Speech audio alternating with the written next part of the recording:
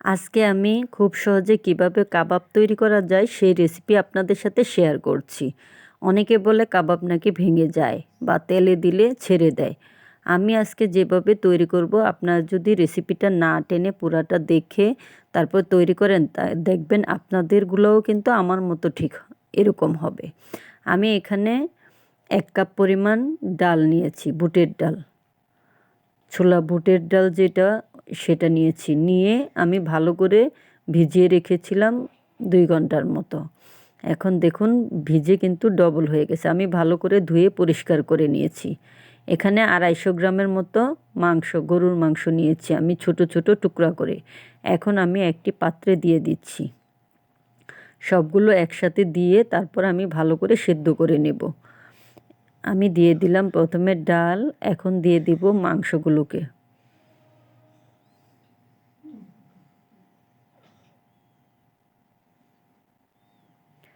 আমি সবগুলো দিয়ে দিলাম। এখন গোটা মশলা কিছু দিয়ে দিচ্ছি। দারচিনি, এলাচ, লং, গোলমরিচ, 2টা তেজপাতা। এখন দিয়ে দিচ্ছি কিছু আদা কুচি আর রসুন, আস্ত রসুন।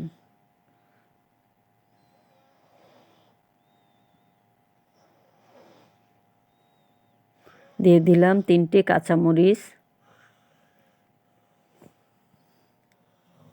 এখন আমি দিয়ে দিচ্ছি 1/2 চা চামচ হলুদের গুঁড়া,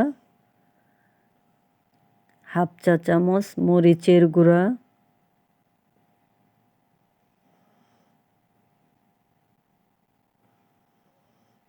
1/2 চা চামচ ধনিয়ার গুঁড়া,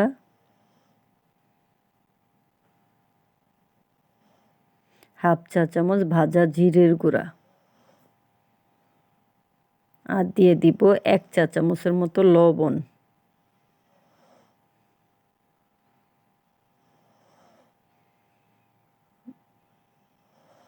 দিয়ে এখন আমি ভালো করে হাত দিয়ে মাখিয়ে নেব। মাখিয়ে এখন পানি দিয়ে দিব। পানিটা দিয়ে আমি ভালো করে সেদ্ধ করে নেব। আমি পর্যাপ্ত পরিমাণে পানি দিয়ে দিচ্ছি।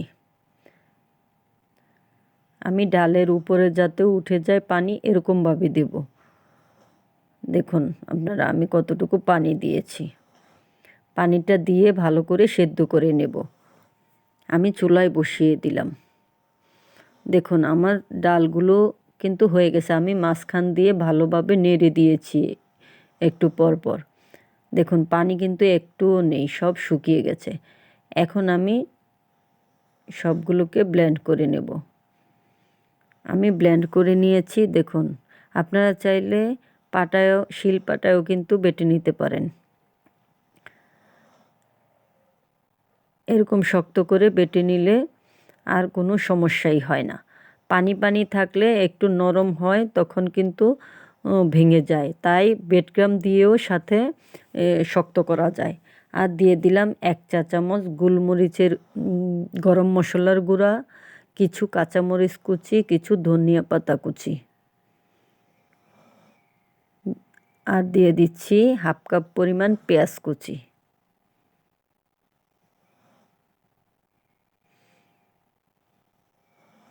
এখন আমি দিয়ে দিচ্ছি একটা ডিম।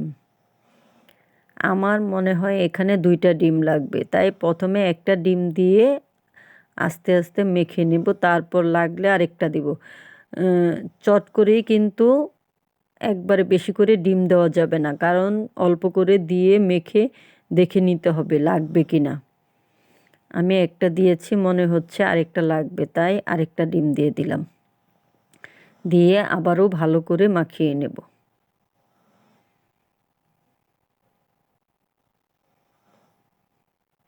আমার এই রেসিপি যদি আপনাদের ভালো লাগে তাহলে লাইক, কমেন্ট, শেয়ার এবং সাবস্ক্রাইব করে দেবেন। আর আমার ফেসবুক পেজ থেকে যদি দেখেন তাহলে ফলো দিয়ে দিবেন। আমি কিছু কিছু অংশ নিয়ে হাতে চেপে চেপে ভালো করে দেখুন বানিয়ে নিচ্ছি। আমি কিভাবে বানাচ্ছি বলে বোঝানো যাবে না, আপনারা দেখলেই কিন্তু বুঝতে পারবেন। আমি এরকমভাবে সবগুলো কাবাবই তৈরি করব। আপনাদের বোঝার জন্য আমি আরও দেখিয়ে দিচ্ছি। এরকমভাবে নিয়ে ভালো করে চেপে চেপে তারপরে হাতে শেপ দিয়ে নিতে হবে। আপনারা চাইলে আরও বড়ও বানাতে পারেন, ছোটও বানাতে পারেন। আর কাবাবের শেপ সাধারণত এতটুকুই দেয়, বেশি বড় হলেও ভালো লাগে না, ছোট হলেও ভালো লাগে না। মিডিয়াম সাইজেরগুলোই কিন্তু ভালো লাগে খেতে, আর দেখতেও কিন্তু খুব সুন্দর লাগে। আমি যেভাবে তৈরি করেছি ঠিক সেরকমভাবে যদি তৈরি করেন আপনাদেরগুলোও কিন্তু আমার মতোই হবে ঠিক। আমি সবগুলো কাবাবই তৈরি করে নিয়েছি। এরকমভাবে তৈরি করে কিন্তু ডিপ ফ্রিজে ফ্রোজেন করে রাখা যায়। আমি চুলায় পর্যাপ্ত পরিমাণে তেল গরম করে নিয়েছি, এখন একে একে ছেড়ে দিচ্ছি।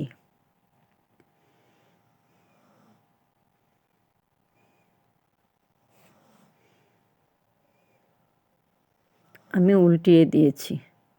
দেখুন চপগুলো কিন্তু ভাজা হয়ে গেছে প্রায়। আর চুলার আঁচটা কিন্তু একদম লোতে রেখে ভাজতে হবে, বেশি বাড়িয়ে দিয়ে ভাজা যাবে না, কারণ পুড়ে যাবে। দেখুন চপগুলো কিন্তু ফুলে ডবল হয়ে গেছে। আমি এখন একে একে তুলে নেব। আমি তুলে নিচ্ছি। দেখতে যেমন লোভনীয় লাগছে, খেতেও কিন্তু অসাধারণ। আপনারা একবার হলেও তৈরি করে দেখবেন এরকমভাবে। আপনাদের যদি ভালো লাগে তাহলে আমাকে কমেন্ট করে জানাবেন।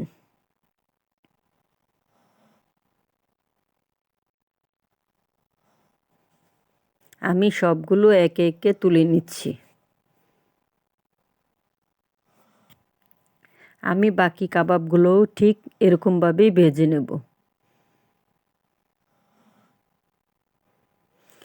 তৈরি হয়ে গেল আমার কাবাব। আপনারা সবাই ভালো থাকবেন, সুস্থ থাকবেন, আমার জন্য দোয়া করবেন। আল্লাহ হাফেজ।